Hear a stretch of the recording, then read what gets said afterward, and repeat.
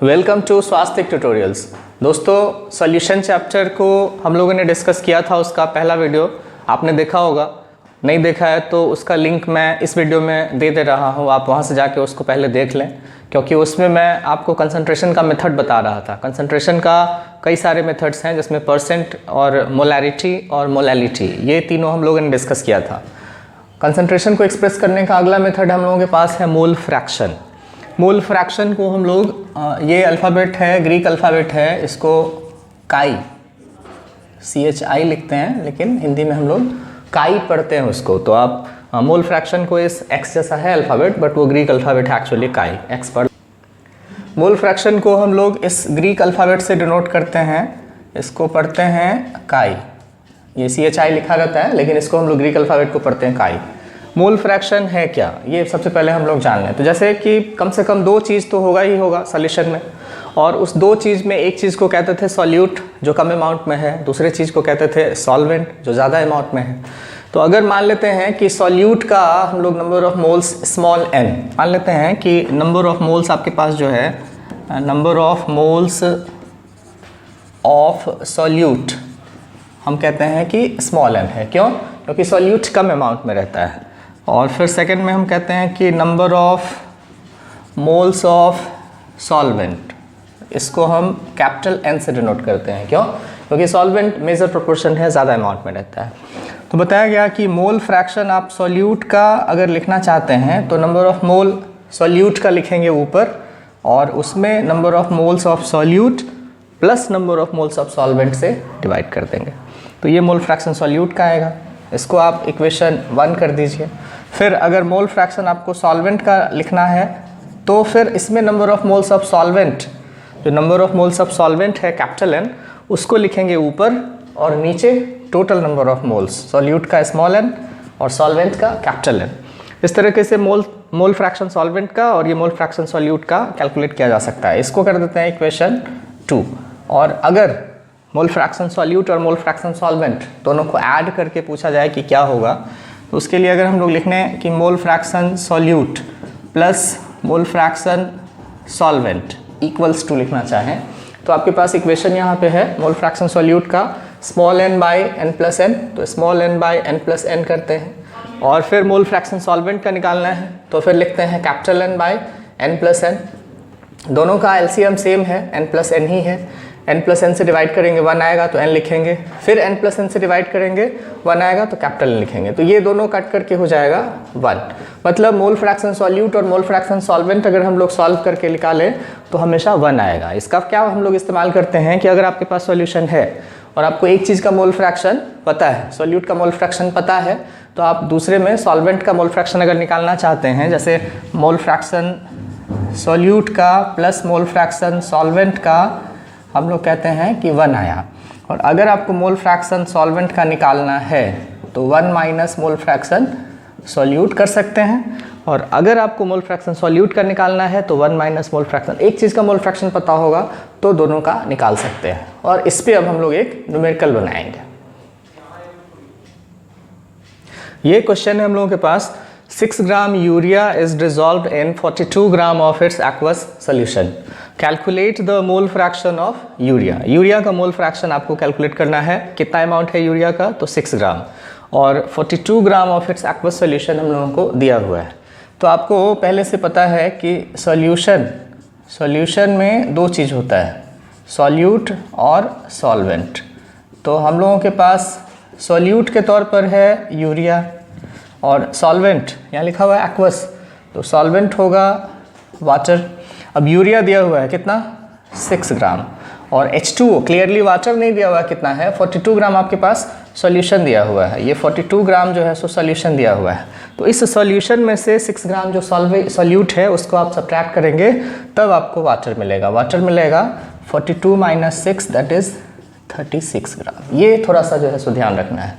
एक मोलैलिटी का सवाल हम लोगों ने बनाया था, उसमें भी यही वाला इसी तरह का वैल्यू था, और मैं सेम टाइप का क्वेश्चन लेकर के इसलिए चल रहा हूँ ताकि कॉन्सेप्ट आपका क्लियर रहे।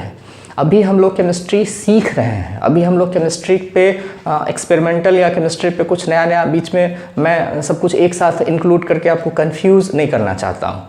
मेरे पढ़ाने का तरीका ये होता है कि मैं आपके छोटे छोटे डाउट्स को क्लियर करूं। क्यों? क्योंकि ये छोटा छोटा डाउट आपको आगे ले जा करके क्या करता है, केमिस्ट्री से नफरत कर देता है, केमिस्ट्री को भारी बना देता है। और कोई भी आदमी को कोई बड़ा सा टॉपिक में बड़ा सा दिक्कत होने से सवाल गलत नहीं होता है, सवाल नहीं बनेगा। लेकिन अगर आपके पास कोई छोटा सा कन्फ्यूजन रह जाता है तो सवाल गलत बन जाता है। तो गलत बनाने से बचने के लिए आपको कुछ सेम पैटर्न पे काम करना होगा। और इस वजह से एक ही टाइप का सवाल आपको क्लास में जब मैं पढ़ाऊंगा तो दिखेगा। हाँ, प्रॉब्लम्स के लिए एक अलग सा वीडियो बनेगा, उसमें सिर्फ प्रॉब्लम्स डिस्कस करेंगे, नीट का, जेई का, मेन का, एडवांस का। लेकिन अभी हम लोग एकदम बेसिक क्वेश्चंस को लेकर के सॉल्व करेंगे ताकि आपका कॉन्सेप्ट क्लियर रहे। फिर इसके बाद गलती क्या करते हैं लोग कि 6 ग्राम ये दिया हुआ है और 36 ग्राम ये दिया हुआ है, तो इसका लोग मास फ्रैक्शन निकाल देते हैं, सीधा 6/6 + 36 कर देते हैं। नहीं, आपको क्या निकालना है, मोल फ्रैक्शन। और मोल फ्रैक्शन निकालने के लिए सबसे पहले क्या चाहिए, मोल चाहिए, नंबर ऑफ मोल चाहिए। तो अब यूरिया का नंबर ऑफ मोल और वाटर का नंबर ऑफ मोल हम लोगों को निकालना पड़ेगा। तो इधर हम लिख देते हैं यूरिया और इधर लिख देते हैं वाटर। इसका नंबर ऑफ मोल निकालना होगा तो यूरिया का वेट जो मास दिया हुआ है वो 6 ग्राम और यूरिया का मॉलिक्यूलर वेट यहाँ क्वेश्चन में दिया हुआ है 60। तो 6/60 ये हो जाएगा हम लोगों के पास 0.1। वाटर का नंबर ऑफ मोल अगर निकालने कैपिटल N तो वाटर का वेट कितना आया है 36 ग्राम और मॉलिक्यूलर वेट वाटर का होता है 18। तो 36/18 करेंगे 2 आएगा। अब हम लोगों के पास मोल फ्रैक्शन का सारा डिटेल पता चल गया है। अब आपको मोल फ्रैक्शन निकालना है क्वेश्चन में यूरिया का। तो यूरिया का नंबर ऑफ मोल लिखेंगे आप ऊपर 0.1 और नीचे 0.1 + 2 लिखेंगे। तो ये 0.1/2.1 दैट इज़ 1/21 आप आंसर लिख सकते हैं। तो इस तरीके से मोल फ्रैक्शन हम लोग निकाल सकते हैं अगर 2 कंपोनेंट दिया हुआ है तो। कंसंट्रेशन का अगला मेथड है हम लोगों के पास पार्ट्स पर मिलियन, ppm कहते हैं। इसका इस्तेमाल तब करते हैं जब कोई अमाउंट बहुत कम हो, सॉल्यूट का अगर बहुत कम अमाउंट होता है तब हम लोग इसका इस्तेमाल करते हैं। जैसे आपने अपना पॉल्यूशन सर्टिफिकेट अगर गाड़ी का देखा होगा तो पॉल्यूशन में अगर किसी गैस के बारे में बात करें कि कार्बन मोनोऑक्साइड कितना है या फिर मीथेन कितना है, तो ये सब जो है सो ppm में दिया रहता है। मान लेते हैं कि 10 ppm दिया हुआ है या फिर ये 20 ppm दिया हुआ है। तो इसका मतलब क्या है ये हम लोगों को समझना है। पॉल्यूशन चैप्टर आप पढ़ेंगे तो उसमें बहुत सारा आपको कंपोनेंट्स मिलेगा पॉल्यूटेंट्स का जो इसी में रिपोर्टेड रहता है। इसका इस्तेमाल कब करते हैं तो जब कोई अमाउंट बहुत कम दिया हुआ हो, किसी सॉल्यूट का अमाउंट। एनसीईआरटी अगर आप पढ़ें तो उसमें साफ लिखा हुआ है कि when solute is present in traces then its concentration is expressed in ppm, parts per million. और अगर उससे भी कम हो, रेडियो एक्टिव सब्सटेंस के बारे में अगर बात करें कि नेचर में रेडियो एक्टिव सब्सटेंस तो वो और कम अमाउंट में पाया जाता है, तो उसके लिए एक मेथड होता है पार्ट्स पर बिलियन। तो सबसे पहले जान लें कि मिलियन क्या है। तो मिलियन का मतलब होता है 10⁶। 10⁶ को हम लोग कहते हैं मिलियन। अब कॉन्सेप्ट ये है कि परसेंट में आप टोटल अमाउंट कितना लेते हैं 100, तो पार्ट्स पर मिलियन में आप टोटल अमाउंट लेंगे 10⁶। जैसे मैंने लिखा कि किसी गैस का कोई सैंपल दिया हुआ हो, उसमें कार्बन मोनोऑक्साइड 10 ppm है। तो कार्बन मोनोऑक्साइड अगर 10 ppm है, इसका मतलब है कि कुछ भी कह सकते हैं आप, 10 यूनिट्स कोई भी ले सकते हैं। 10 gram carbon monoxide in 10⁶ parts of air, ऐसा कह सकते हैं। एयर के किसी सैंपल में अगर कार्बन मोनोऑक्साइड है 10 ppm तो इसका मतलब कि 10 gram carbon monoxide in 10⁶ parts of air. अगर ये लिखा हुआ है 20 ppm मीथेन तो इसका मतलब होगा 20 gram methane in 10⁶ parts of air. अगर सी वाटर, समुद्र के पानी में हम लोग बात करते हैं, कहते हैं कि मान लेते हैं कि किसी सैंपल में NaCl जो है, सो NaCl हम कहते हैं कि 400 ppm है सी वाटर में, तो इसका मतलब है 400 ग्राम NaCl in 10⁶ parts of water. यही इसका साधारण मतलब है। अब इससे रिलेटेड एक क्वेश्चन अगर हम लोग देखेंगे तो ये कॉन्सेप्ट और क्लियर हो जाएगा। ppm से रिलेटेड क्वेश्चन है कि sample of drinking water contains 50 ppm DDT, express this in % by mass. W/W मतलब % बाय मास। DDT डाइक्लोरोडाइफिनाइल ट्राइक्लोरोइथेन होता है, ये एक इंसेक्टिसाइड है, हार्मफुल है हम लोगों के लिए। बट मान लेते हैं कि किसी सैंपल ऑफ वाटर में 50 ppm DDT है, तो ये 50 ppm DDT को परसेंट में कैसे एक्सप्रेस करेंगे। अभी ppm का मतलब आपको पता है, सिंपल यूनिट मेथड से हम लोग बनाएंगे कि अगर मान लेते हैं कि टोटल अमाउंट ppm का कितना होता है, तो 10 to the power 6 कहेंगे। तो 10 to the power 6 parts water contains 50 parts DDT, ये स्टेटमेंट क्वेश्चन में लिखा हुआ है। तो 1 पार्ट में क्या होगा, 50 बाई 10 to the power 6, और 100 में कितना होगा, 50 by 10 to the power 6 into 100। अब ऊपर आपके पास 5 इंटू 10 to the power 3 है और नीचे 10 to the power 6 है। इसको सॉल्व करेंगे आप तो 5 इंटू 10 to the power -3%, यही आंसर हम लोगों के पास आ जाएगा। तो ppm को परसेंट में आप एक्सप्रेस कर सकते हैं, परसेंट को ppm में एक्सप्रेस कर सकते हैं। अगला कंसंट्रेशन मेथड हम लोगों के पास है नॉर्मेलिटी। नॉर्मेलिटी को कैपिटल N से डिनोट करते हैं, कहते हैं it is the number of gram equivalents of solute dissolved in 1 litre of solution. 1 litre solution में जितना नंबर ऑफ ग्राम इक्विवेलेंट्स होगा उसी को कहते हैं नॉर्मेलिटी। नॉर्मेलिटी सिंपली हम लोग फॉर्मूला तरीके से लिखना चाहे फॉर्मूला बना के तो लिखेंगे number of gram equivalent by volume of solution in millilitre, litre कुछ भी लिख सकते हैं, अभी हम लोग इसको लीटर ही रहने देते हैं। तो अगर इसको हम लोग चेक करें कि नंबर ऑफ ग्राम इक्विवेलेंट्स कैसे निकालेंगे, तो वो वेट बाय इक्विवेलेंट वेट होता है। वॉल्यूम ऑफ सॉल्यूशन V लिख देंगे, ये शुरू में हम लोग लीटर लिखेंगे, आगे इसको एक्सप्रेस करेंगे W/E into 1/V in litre. आपको याद आ रहा होगा कि मोलरिटी में हम लोगों के पास ऐसा ही एक्सप्रेशन हो रहा था। मोलरिटी में हो रहा था weight by molecular weight 1/V in litre, यहाँ पे हो गया है वेट बाय इक्विवेलेंट वेट। तो इसको अगर आप मिलीलीटर में लिखना चाहें तो W/E रहेगा ही, और यहाँ फिर से मिलीलीटर का मतलब 1000 टाइम्स इंक्रीज, तो ये वॉल्यूम अब आप लिख सकते हैं मिलीलीटर में। तो ये एक्सप्रेशन है नॉर्मेलिटी का। और ऐसे तो नॉर्मेलिटी सॉल्यूशन का जो है सो NCERT में नहीं है, बट ये बड़ा कमाल का चीज़ होता है। इसका इस्तेमाल करके आप बहुत सारे सवालों को बड़ी आसानी से बना सकते हैं। क्लासिकल कॉन्सेप्ट है, NCERT मोल बेस्ड हो गया है, और ये जो है सो पुराने बुक्स आप पढ़ें, जैसे क्लासिकल बुक्स हम लोगों के पास जो RC मुखर्जी का न्यूमेरिकल का बुक है, या फिर और भी कोई भी न्यूमेरिकल का बुक पढ़ें, या फिजिकल केमिस्ट्री का अच्छा बुक, तो उसमें आपको नॉर्मेलिटी ज़रूर से रहेगा। और नॉर्मेलिटी का कारण क्या है पढ़ने का, कि नॉर्मेलिटी से हम लोगों को इक्विवेलेंट वेट से नॉर्मेलिटी का रिलेशन होता है। बहुत सारे रिएक्शंस मोल में आप लिखते हैं, लेकिन इक्विवेलेंट वेट में लोगों को ज़्यादा आसानी से पता चल जाता है कैलकुलेट करना, इसलिए इसका बहुत इंपॉर्टेंस है। और इक्विवेलेंट वेट, फिर ये सब क्वेश्चन, ये इक्वेशन का मैं आपको कई सारा यूजेस बताऊंगा आगे एक टॉपिक में, और अभी तो नॉर्मेलिटी ऑफ सॉल्यूशन हम लोग इससे निकालते हैं, और इससे रिलेटेड अभी हम लोग 1-2 न्यूमेरिकल करेंगे। नॉर्मेलिटी का ये क्वेश्चन है, 5.3 gram sodium carbonate is dissolved in 500 milliliter of its aqueous solution.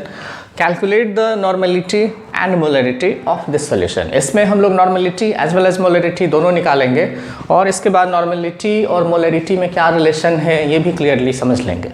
तो यहाँ पे हम लोगों के पास सोल्यूट है 5.3 ग्राम सोडियम कार्बोनेट, और सॉल्यूशन का वॉल्यूम दिया हुआ है मिलीलीटर में 500 मिलीलीटर। डायरेक्ट फार्मूला यूज़ करेंगे, कौन सा, तो आपने अभी पढ़ा, normality equals to W/E into 1000/V, V should be in millilitre, ये ध्यान रखना है। Weight of the solute question में गिवन है 5.3 ग्राम। इक्विवेलेंट वेट, अब इक्विवेलेंट वेट Na2CO3 का कैसे निकालें, तो इक्विवेलेंट वेट Na2CO3 का निकालने का आसान तरीका क्या है कि आप मॉलिक्यूलर वेट निकालें। Na2CO3 का मॉलिक्यूलर वेट होता है 106, और उसके बाद ये एक सॉल्ट है, तो सॉल्ट का मॉलिक्यूलर वेट 106 आप निकालें। उसके बाद इक्विवेलेंट वेट निकालने में क्या करते हैं कि ये 2 चीज़ों से बना हुआ है, सोडियम आयन और कार्बोनेट आयन। तो सोडियम आयन है और कार्बोनेट आयन है, इस दोनों का इक्विवेलेंट वेट अलग अलग निकाल लीजिए। तो इक्विवेलेंट वेट इसका अगर हम लोग निकालेंगे, इक्विवेलेंट वेट अगर सोडियम आयन का निकालें, तो आयन का इक्विवेलेंट वेट होता है उसका formula weight divided by valency charge, कुछ भी कह सकते हैं। तो सोडियम का फॉर्मूला वेट 23 और चार्ज 1, कार्बोनेट का अगर आप निकालना चाहें, कार्बन का 12 और ये 48, चार्ज कितना 2, तो 48 12 60/2 30। तो आपके पास सोडियम का इक्विवेलेंट वेट आया 23 और कार्बोनेट का इक्विवेलेंट वेट आया 30। तो ये टोटल आपके पास Na2CO3 का इक्विवेलेंट वेट आ जाएगा कितना 23 + 30। अब कुछ लोगों को कन्फ्यूजन होता है कि सोडियम तो 2 बार था। हाँ, सोडियम 2 बार था, मॉलिक्यूलर वेट निकालने में उस 2 का ख्याल रखेंगे, इक्विवेलेंट वेट निकालने में 2 का 3 का उस नंबर का ख्याल नहीं रखते हैं। एक ही आयन का इक्विवेलेंट वेट निकालते हैं और उसी को हम लोग ऐड कर देते हैं। दैट्स वाई यहाँ पे 2 भी रहे 3 भी रहे उससे मतलब नहीं है, एक आयन का इक्विवेलेंट वेट निकालेंगे। जैसे ऑक्सीडेशन नंबर आप निकालते हैं तो एक ही आइटम का रिपोर्ट करते हैं। Na2Cr2O7 में क्रोमियम का निकालना हो तो 2 क्रोमियम का 12 आता है, लेकिन एक क्रोमियम का तो 6 आता है। उसी हिसाब से उसी तरीके से आप इक्विवेलेंट वेट में एक सोडियम का लिखेंगे 23, एक कार्बोनेट का 30, दोनों मिला देंगे 53। तो ये 106/53 करेंगे तो आपके पास 2 जो है सो ये इक्विवेलेंट वेट निकालने का था, सॉरी इक्विवेलेंट वेट निकालने का ये हम लोगों के पास जो तरीका था ये 23 + 30, ये 53 आ गया। अब इस 53 को यहाँ पे हम लोग लिख सकते हैं 53 और 1000, फिर यहाँ पर वॉल्यूम कितना 500 मिलीलीटर, तो ये कट जाएगा 2, 5.3 से ये कट जाएगा 10, 2/10 यानी कि 0.2 नॉर्मल। ये आ गया आपके पास नॉर्मेलिटी। इस सवाल में हम लोगों के पास मोलरिटी भी दिया हुआ है कि मोलरिटी भी निकालना है। तो मोलरिटी निकालने के लिए क्या करना है कि फॉर्मूला को थोड़ा सा आप चेंज कर दीजिए। फॉर्मूला को क्या चेंज करेंगे हम लोग, यहाँ पे लिखते हैं मोलरिटी, और आपने पढ़ा है मोलरिटी में वेट बाय मॉलिक्यूलर वेट करते हैं। तो वेट दिया हुआ है 5.3, मॉलिक्यूलर वेट Na2CO3 का कितना 106 × 1000 बाय वॉल्यूम 502, और ये 5.3 को अगर 53 × 2 करें 106 × 10 कर दें तो ये 2 कट जाएगा, ये आ जाएगा 2 कट के 1/10 दैट इज 0.1। तो मोलरिटी आया 0.1 और नॉर्मेलिटी कितना आया था 0.2। अब इस दोनों में रिलेशन हम लोगों को जानना है कि मोलरिटी और नॉर्मेलिटी में क्या रिलेशन है, उसको भी जान लेते हैं। हम लोग डिस्कस करें नॉर्मेलिटी और मोलरिटी में क्या रिलेशन है। तो नॉर्मेलिटी इक्वल्स टू पढ़ा है आपने W/E × 1000/V, और मोलरिटी का एक्सप्रेशन क्या था, मोलरिटी का था W/M × 1000/V। इसको आप कर दीजिए इक्वेशन 1 और इसको कर दीजिए इक्वेशन 2। और हम लोग अगर नॉर्मेलिटी मोलरिटी में रिलेशन निकालना चाहें तो इक्वेशन 1 को डिवाइड कर दीजिए इक्वेशन 2 से, तो हम लोगों के पास हो जाएगा नॉर्मेलिटी डिवाइडेड बाय मोलरिटी। इस साइड क्या क्या है, इस साइड है W/E × 1000/V, और इस साइड क्या है W/M × 1000/V। 1000/V कट जाएगा ऐसे ही, W और W ऐसे ही कट जाएगा। फिर आपको नॉर्मेलिटी और मोलरिटी में रिलेशन इधर मिल जाएगा, और नॉर्मेलिटी इक्वल्स टू, उस साइड मोलरिटी को ले जाएगा ऊपर हो जाएगा मोलरिटी इनटू ऊपर 1/E और नीचे 1/M, तो ये जो है सो हम लोगों के पास हो जाएगा M/E। ये M/E ही को हम लोग N से डिनोट कर देते हैं, N फैक्टर भी लोग कह देते हैं। तो ये normality equals to molarity into molecular weight by equivalent weight. ये जो M लिखा हुआ है ये है मॉलिक्यूलर वेट और E है इक्विवेलेंट वेट। अब क्या होता है कि हड़बड़ी में उल्टा हो जाता है, आप एग्ज़ाम में प्रेशर में रहते हैं और ये नॉर्मेलिटी मोलरिटी का इधर मोलरिटी इधर नॉर्मेलिटी ऐसा होना स्वाभाविक है, हो जाता है। तो कैसे याद रहे, तो आप इसको N से याद रखेंगे नानी और M से याद रखेंगे मम्मी। तो नानी थोड़ी सीनियर होती हैं, उनको कम डर लगता है, वो अकेले रह सकती हैं, नॉर्मेलिटी अकेले रहेगा। मम्मी के पास कोई ना कोई रहता है, मम्मी को थोड़ा डर लगता है, तो मोलरिटी के साथ कुछ ना कुछ रहेगा और नॉर्मेलिटी सिंगल रहेगा। तो ये हिंट अगर आप ध्यान में रखेंगे तो रिलेशन में कन्फ्यूज़न नहीं होगा। और इससे रिलेटेड एक क्वेश्चन भी हम लोगों ने देखा, तो ये था नॉर्मेलिटी।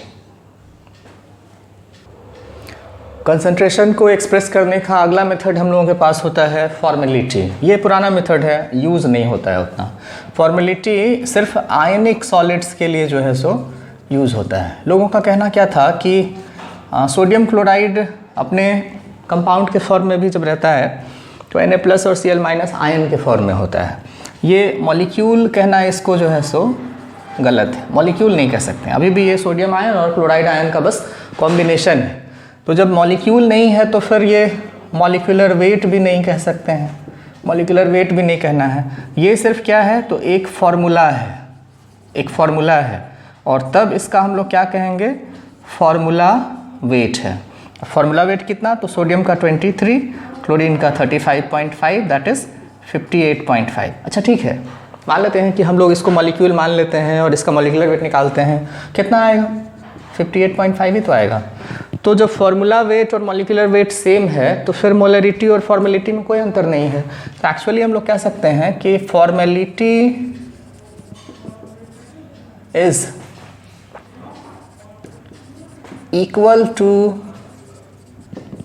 मोलरिटी न्यूमेरिकली तो दोनों सेम है, बस लोगों का ये कहने का तरीका था, अब कहीं यूज़ नहीं करते हैं। ये ओल्ड कॉन्सेप्ट है, पुराना कॉन्सेप्ट है। और फॉर्मेलिटी, नॉर्मेलिटी, ये मोलरिटी जो है सो दोनों सेम ही होता है। एक और टॉपिक था 8वां कंसंट्रेशन का मेथड, पार्ट्स पर बिलियन, ppb कहते हैं। 1 बिलियन आपको पता है 10⁹ होता है। तो जो पार्ट आप मिलियन में कह रहे थे 10⁶, वैसे ही कॉन्सेप्ट से 10⁹ कर देंगे, पार्ट्स पर बिलियन हो जाएगा। तो ये सब था कंसंट्रेशन को एक्सप्रेस करने का डिफरेंट मेथड्स। और अगले वीडियो में मैं आपको सॉल्युबिलिटी, फिर solubility of solids and solubility of gases, फिर गैसेस के सॉल्युबिलिटी में इंपॉर्टेंट आ जाएगा हेनरी लॉ। नेक्स्ट वीडियो में हेनरी लॉ डिस्कस करेंगे हम लोग, उस पर कुछ सवाल बनाएंगे।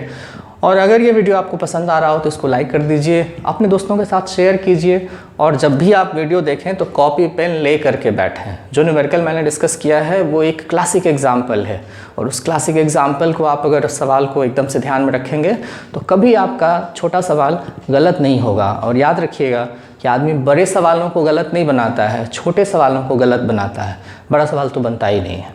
तो फिर छोटे सवालों की गलतियों से बचना है और प्लस में अपने आप को ज़्यादा से ज़्यादा पॉजिटिव में कन्वर्ट करते जाना है। ज़ीरो से आगे बढ़ना है, प्लस में जाना है। और निगेटिव से बचने का सबसे अच्छा तरीका है कुछ टॉपिक के क्लासिक एग्जाम्पल आप कलेक्ट करके रखें, जो मैं आपको कलेक्शन अभी दे रहा हूँ। फिर जो क्वेश्चंस आए हुए हैं उसका भी अलग से वीडियो बनेगा, बट अभी आप इसको ध्यान में रखें।